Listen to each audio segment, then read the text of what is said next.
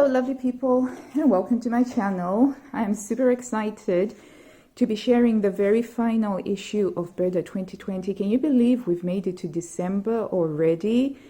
That's pretty amazing and it's pretty awesome. And just before I continue, I would just like to say thank you so much to each and every one of you who has tuned in to watch me chat about this magazine, this sewing passion that we are all so incredibly passionate about. And though we may not agree on some choices, we all agree that sewing is fun regardless of what has come out. Okay, so without further ado, we're going to jump straight into it because I love this issue. Heads up, it has got so many banging patterns.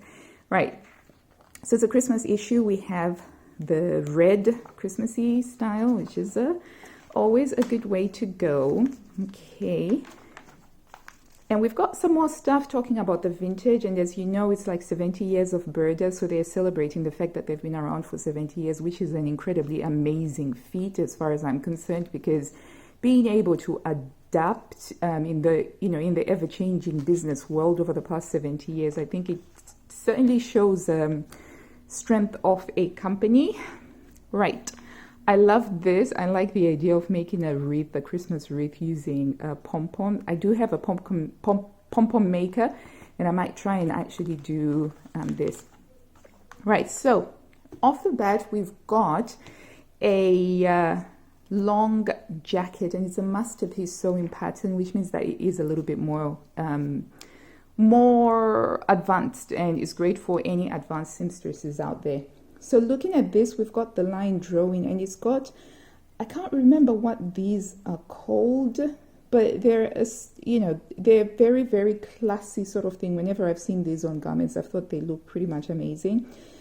And it doesn't actually close up at the center front, so it can create a very interesting eye-catching silhouette. I like the fabric that they have used. It's like a navy blue silver jacquard fabric. What sticks out for me is those cuffs, and if you see on the picture there, those cuffs kind of like, they come away from there, and it's really lovely, and with the stand collar. And this is a once in a wardrobe kind of make, and indeed it is a masterpiece, so you would expect that. But yeah, I thought that that's a really good starting point. So this one's available in a size 36 to 44, and as you can see on the back there, it has some shaping because it's got the double fish eye dart on either side, and then you've got the center back seam, which I suppose if you wanted to add more shaping to it, you could actually do a contoured back seam line there. And it's a two-piece sleeve, which is always great for creating a coat that is more close-fitting. So I'm kind of thinking for winter weddings, if you're attending a winter wedding, this would be so nice over a sheath dress. So fantastic. Good start, I think. Okay. And then over here, number 102, dress number 102, I fell for this hook, line, and sinker when I saw the preview. It's got those balloon sleeves, and it flares out, and it's just got the bohemian type fabric that they have used. I love it. And if we look at the line drawing here, you can see that we have some box pleats that are creating the volume, and I love that. And if you look at the bodice, we have the V, and it's sort of like a curved V, both on the front and on the back, and that's a nice feature. And even if you remove these blouse on sleeves here, hang on, let me see if I can show you what I mean. Okay, if we remove that, you can still have a really lovely dress with cap sleeves. And I think that this has got so much potential, even just making it as a skirt. It is a fantastic, fantastic dress, and this is definitely one of the ones that I would love to make. So I'm just going to put a little thingy on there to mark it out. So yeah, I think that this is a fantastic dress, and I can see this becoming really popular. I would love to make it in a cotton sateen because I would really love to see these sleeves hold their structure and to see the volume of the skirt really be stable and stick out. Yeah, and I love how they style it later on because they have it layered over a roll neck in subsequent ones. Okay, and then over here we have another beautiful dress with a high neck And what you can't tell from the image is that it actually has a bow tie detail at the back there, and it's so deliciously feminine and classy, and I love it. We've got some gathering. The shaping has been put around the neck gathering, and we've got a waistband, and this looks like it's a circle, maybe a quarter circle skirt or some sort of an A-line flare. What I like about this is it's very easy for me to add my inseam pockets over here, and it would be very easy for me to make this into a balloon sleeve like that, like a bishop sleeve.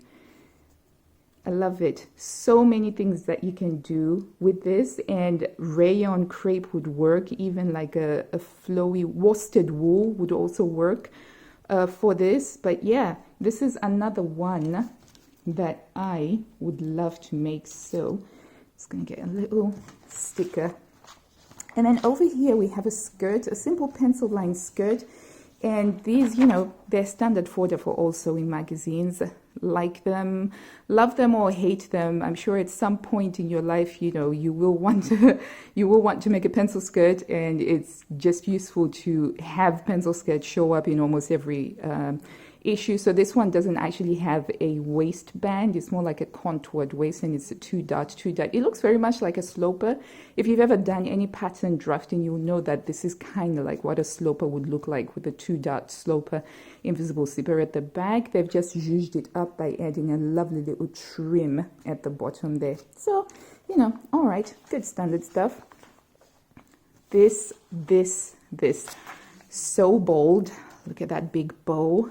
Absolutely love this, and it's been done in a floral fabric. It's a floral jacquard, and the jacquard means that the bow really can hold its shape, and it just looks gorgeous.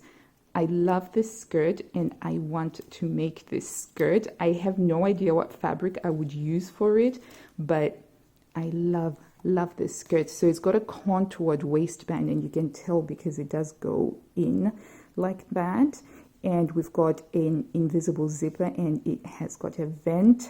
There's some sort of twisty detail that's going there with the seam that we have.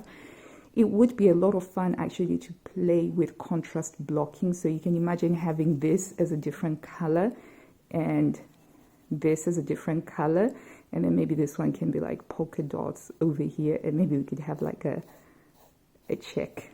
It would be like an explosion skirt, and you just wear it with a plain roll neck. So I'm quite excited about this. This could be something that I can make using a lot of my leftover fabrics that I like.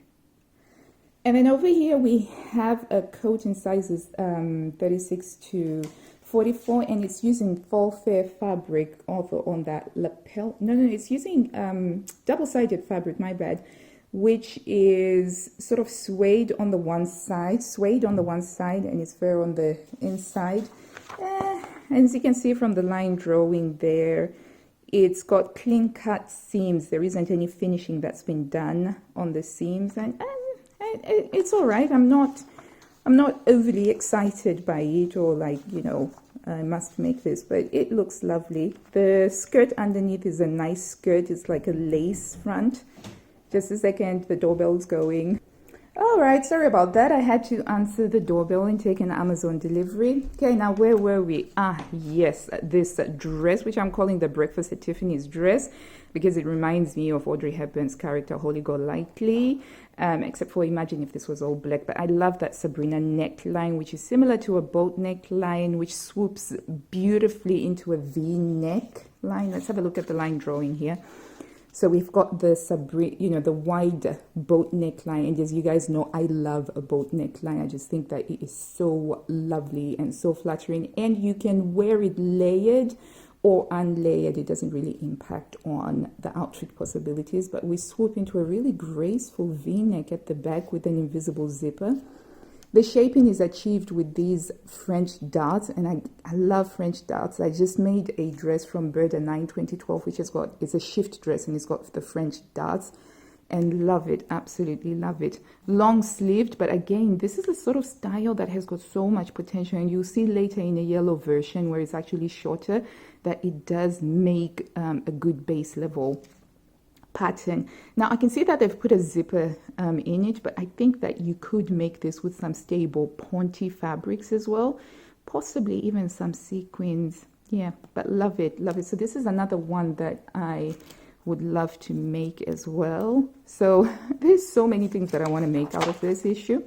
And then we've got a jacket, which reminds me of the smoking jackets that you see in Sherlock Holmes type drawings. So we've got what looks like a shawl collar. I can't remember the exact name of this type of collar, but it's the one that sort of goes around and then in.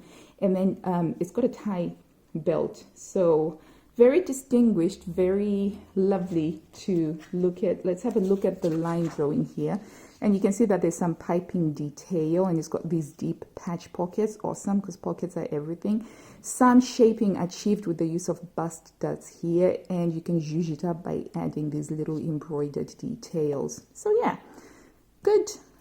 You know, this would be a good addition if you just wanted something that you can just throw on and tie up.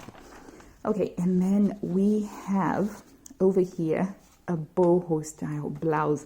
This is another one that I just fell for hook, line, and sinker. I just loved the look of it. They've used a light floaty drapey chiffon, and then you've got some ribbons that are used there to just add, you know, just a little bit of a pizzazz. And then the styling that they have done with this stripy type skirt, everything just works so beautifully.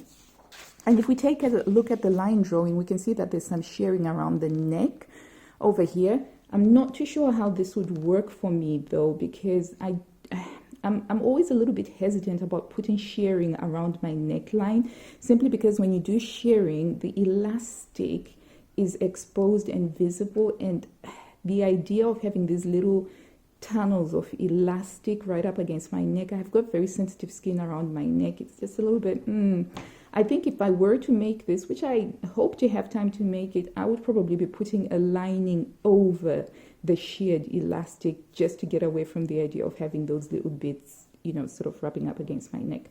But it's beautiful. So we've got a slit opening here, right? So that means that this doesn't actually have any buttons or any zips. So it's going to be a pretty quick thing to sew up. But you've got a little bit of gathering on the sleeve cap here, and then you have the balloon sleeve effect. You don't have to do cuffs at the bottom here. You can easily just make it an elasticated ending so that you don't have that. And the possibilities are quite endless. You could just lengthen that, and that becomes a dress. Put a belt in it if you want some waist emphasis. A lot of potential with this pattern. I think that this is going to be a popular one. And it's certainly one that I would like to make.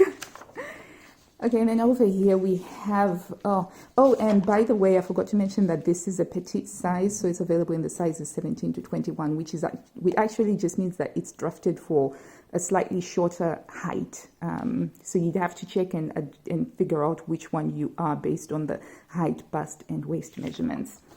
Okay, moving on to this dress number 109. And I have to say this didn't impress me at all, because I think that the fabric choice on this one was absolutely terrible. Yes, beautiful color, fantastic. It's a jewel tone, and I love my jewel tones, especially in winter, but it just does not work with the gathering that you have over here. And let's have a look at the line drawing, and you can see that there is copious amounts of gathering and copious amounts of ruching here. This needed to be a matte fabric. It didn't need to be shiny. It needed to be something that is very loose and drapey, something that doesn't hold gathers like it does here. I just think that it's a shame that the fabric that they chose just didn't work well. If you look beyond the color, it doesn't work very well for it. But it doesn't look too bad in the top version when we move on further. But yeah, this one was my...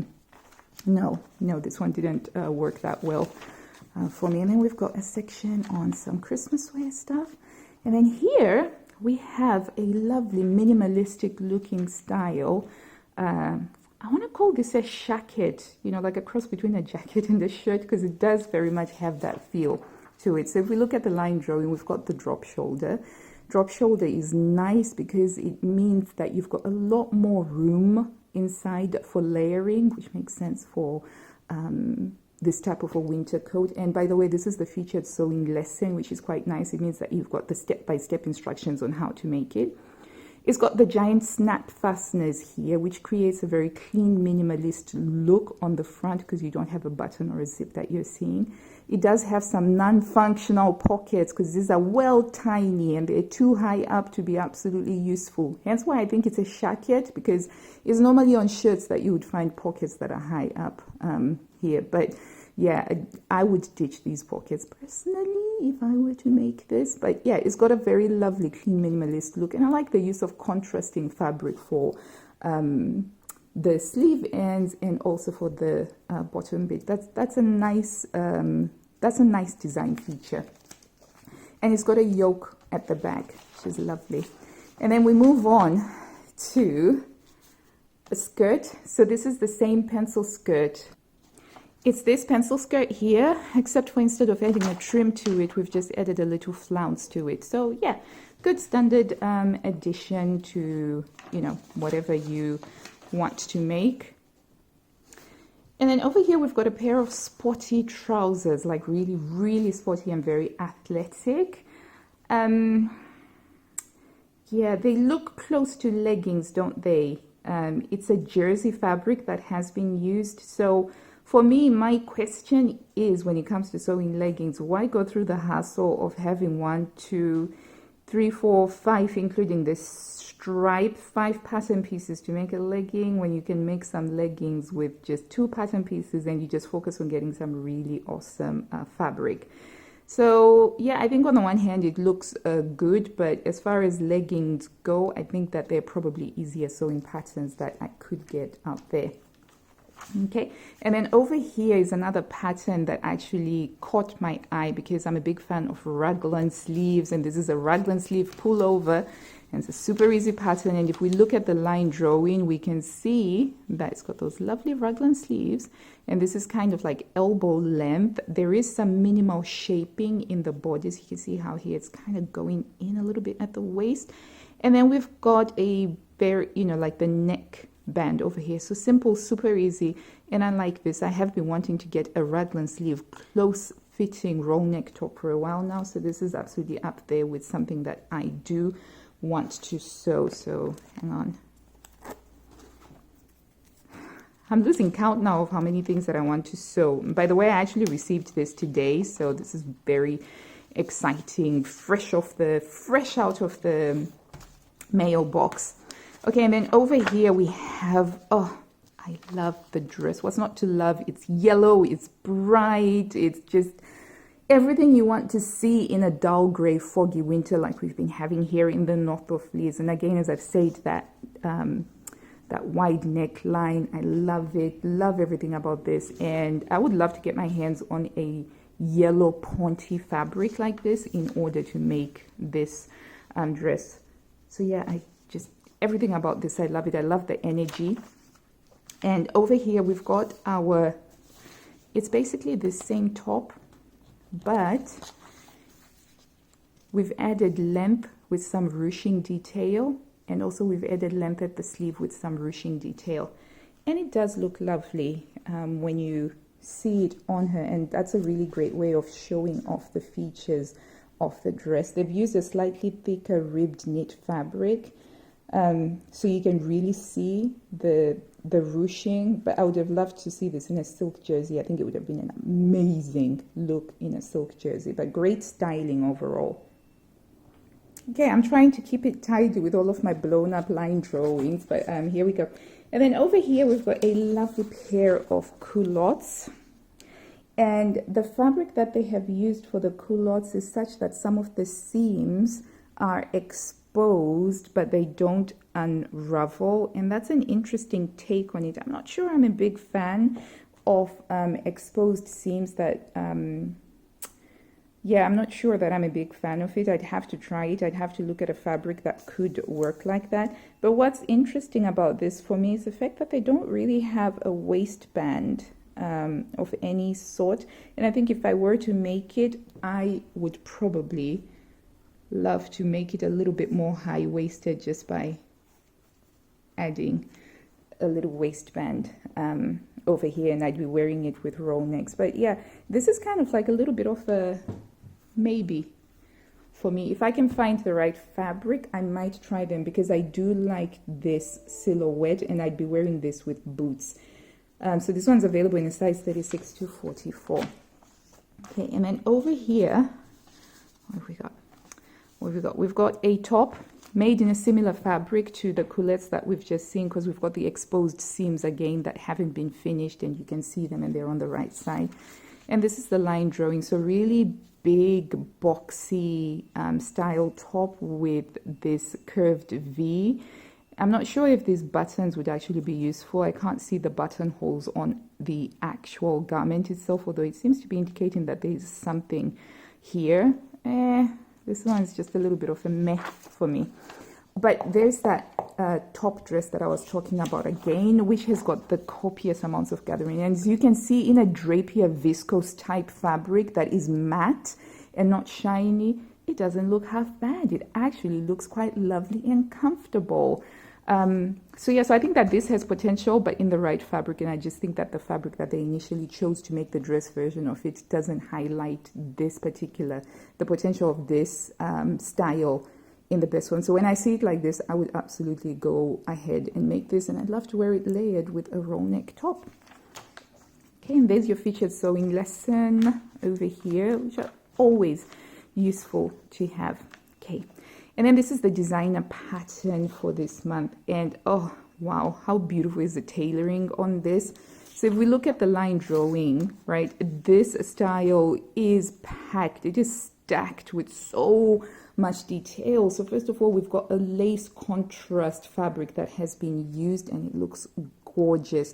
The cuffs are in the solid black. This reminds me of the Black Universe that Esther, the woman who was on Making the Cut, who inspired me to try sewing with black. It sort of reminds me of that a little bit. And you've got the collar in the solid black, and then you have the pockets with the flaps, and that gives it a very safari vibe to a certain extent. And then you have the belt, and you've got the top stitched button placket. You've got the bodice, the waist darts here on the bodice to add to that shaping, and it's got like the long skirt.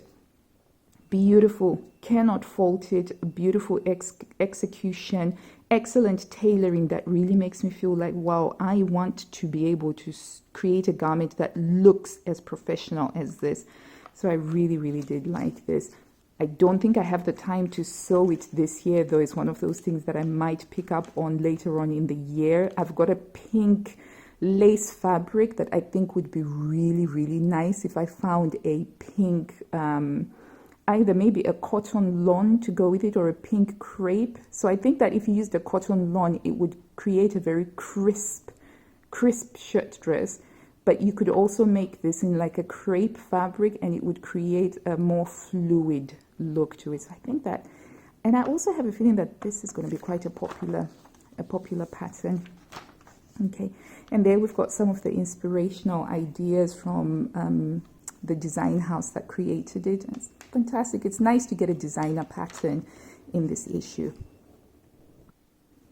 Okay, and then when we move over here, we've got that lovely bohemian style top again, except for this time we don't have the bands added to it. It's just in a plain nude colored fabric, and it looks lovely and billowy, very ethereal.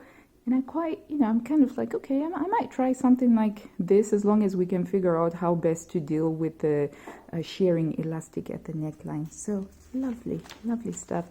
And then over here, we've got the jacket again, and it's the same jacket that we saw before, except for it had all of the zhuzhed up embroidery added to it.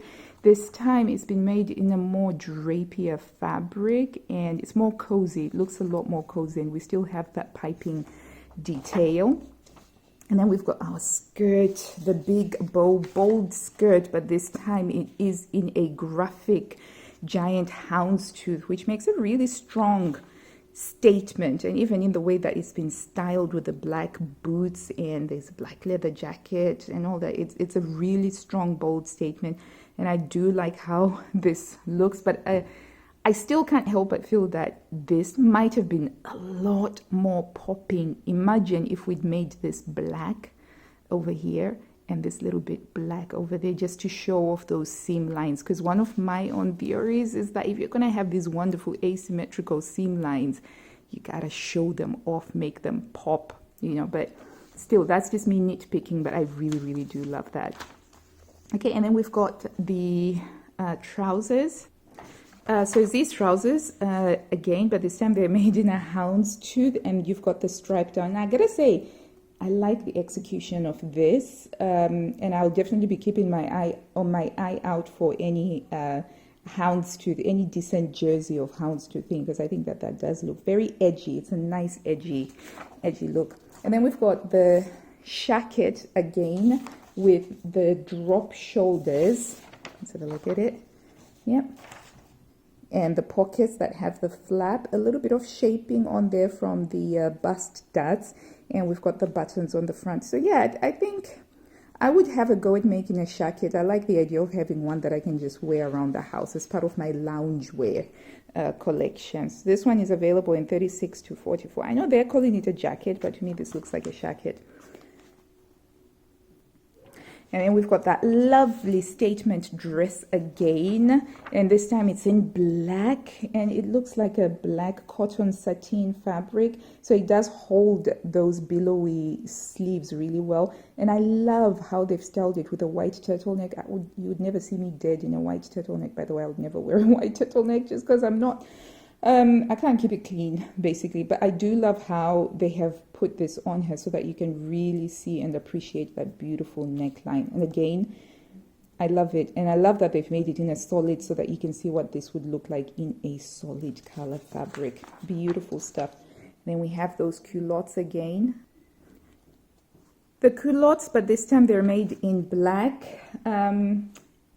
Yeah, I quite like that. I like the deep hem of the black on there, and they've styled it quite lovely. And she's wearing some polka dot tights. Do you know, the more I actually see these culottes, the more I'm convinced that I should give these a try, even though my winter capsule wardrobe was more focused on dresses and skirts.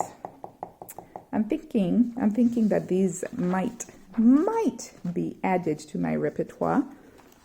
And then what have we got here? Oh, we've got that dress again, the high-necked dress. Let's just grab the line drawing so we can have another look at it, with the bow detail at the back and the waist line. So when sewing this, the one thing that I'd have to watch out for is to make sure that I line these two up. It's you know, it's a challenge enough for me sometimes to line up just the one waist seam. I recently made a dress from the March 2020 issue in which I failed, you know, catastrophically to line these up. So that would be my only reservation with this one. But it's got the added piping detail, which is kind of cute, but when I make it, I'm not going to add piping in it. Yeah, I'm kind of done with piping. I'm like, piping, no thank you. So the second of the featured sewing lessons is the very sporty looking trousers, and it's actually 1, 2, 3 sewing patterns. Okay, so I was sewing pieces.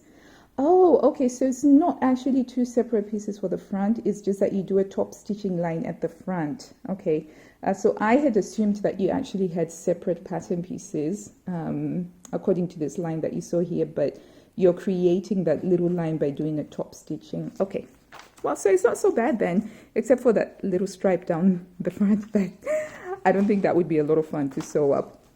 But yeah, right, some more advertising. And then this issue has got some menswear and some boys wear in the form of onesies and a sweater. So looking at that first one, we've got a lovely little hooded top, and it's got a nice hoodie. So I find that when you're sewing hooded tops, these are the better sorts of hoodies, the ones that have got a wide stripe down the center. It creates a more spherical shape that fits the head a lot better than the ones that just have the one. So I was like, okay, I like it. I like the fact that this is available.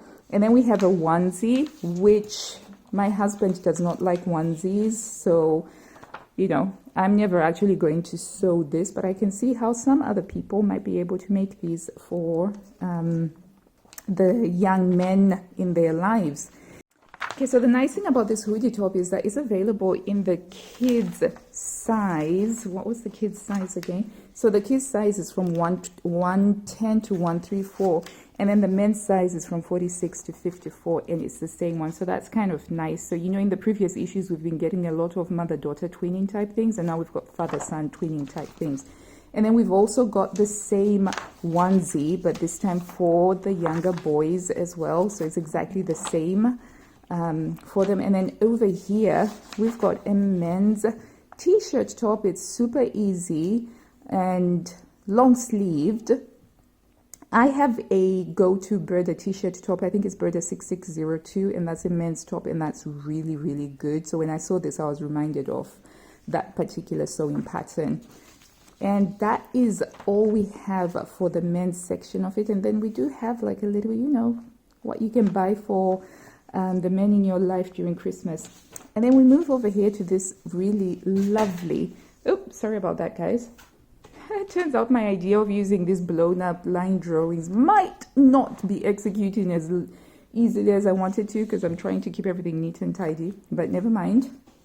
All right, we've got this really lovely quilted vest here, and it's using contrasting fabrics, and I think that this could be popular, especially in the more colder regions of the Western world. I'm thinking Burda Russia, Burda Ukraine, those sorts of places. I can see this one being a popular one, and I like the look of it. I'm nowhere near the skill level of actually being able to sew with these quilted fabrics, but you know, one can only dream. And then we've got a simple top over here with a V-neck line, some bust dot shaping. There's no closures. I call this the standard Burda top, basically. What makes this one different this time around is that we've used some cuffing here to do the sleeve. And I quite like cuffing because it's very easy for me to just roll up my sleeves and it makes it more practical. So yeah, nothing new to speak of. It's a super easy pattern, and sometimes in December when you're doing a lot of stuff to do with Christmas and all of the stuff that comes along with it, then it is quite useful to have some super easy sewing patterns that you can get done. And then we've got a top with an integrated scarf, and I like the idea of this because, you know, have you ever had those situations where you lose your scarf? Well, worry no more. You're never going to lose your scarf where you sew it onto your top. Honestly, why haven't I thought of this before? But yeah, definitely something that I would try. I think it's very simple. It's a simple top, and then you're just adding a scarf detail to it. We could have fun by making this a contrasting fabric. So yeah, why not? And then we've got the top again, right? So it's this top here, but we've just added a bottom flounce. And they've used a very lightweight drapey pinstripe fabric here. I'm not sure that it's a very wintry type of fabric. I can see this being more popular, say, in spring or in summer. But I think I definitely prefer it with the cuffing detail over here. Love the beret. Love the beret. And then we've got a skirt, a lovely skirt with a faux wrap detail. So as you can see here, you've got this panel that attaches to the front, and it's on a diagonal. I think I've seen something like this before, but I think that it is practical for winter in that you can actually use your thick woolen fabrics for that. Otherwise, it forms like an A-line silhouette. I definitely prefer the other version of it, which I'll show you just now. And then we've got a pair of nice slim fit trousers. They do have a seam here by the knee, and it's a shame that they didn't use a contrasting fabric just to play around with that. Otherwise, what's the point of having a seam over here? I don't think it affects fit in any way, unless if you play around with different fabrics. But yeah, I do like the styling though with these kind of look like hunter welly boots. Yeah, I quite like the styling. And then it's got a sweater and then the big scarf. I feel like that's a really good autumn winter inspiration type of thing.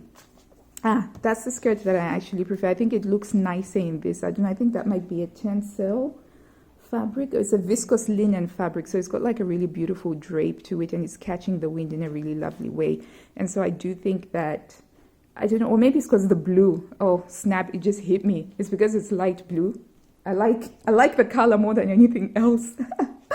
Oh gosh, I'm such a, what do they call this? You know, you just give me blue and I'm just like gaga for it. And I like how it's been styled with the stripe. There's just something so classic about a stripe. But yeah, it's got some decent design lines with the panel over it. And it gives it movement as well, because normally you just your standard A-line skirt, you don't have enough of it to move around, but you add this, it just adds some movement, and I do like clothes that move. And then we do have a knitting pattern, very simple, straightforward knitting pattern there. So quite a lot to cover in this issue. And I am very, very happy with it. To say that December 2019 wasn't all that good for me, even though I shouldn't be complaining that much anyway, because December is so busy for me. I very rarely have as much time to sew as I want to, but there were so many things in this particular issue that I liked. We're just going to go through some of the ones that I really, really liked. Okay, so this raglan sleeve top number 120, absolutely like this, would love to make this. I shall do a separate video showing you the fabrics that I'm going to be using for this, because I have to go through my fabric collection to see what I will make, which fabrics I will use for this. But I like this one. I love this dress with the boat neckline.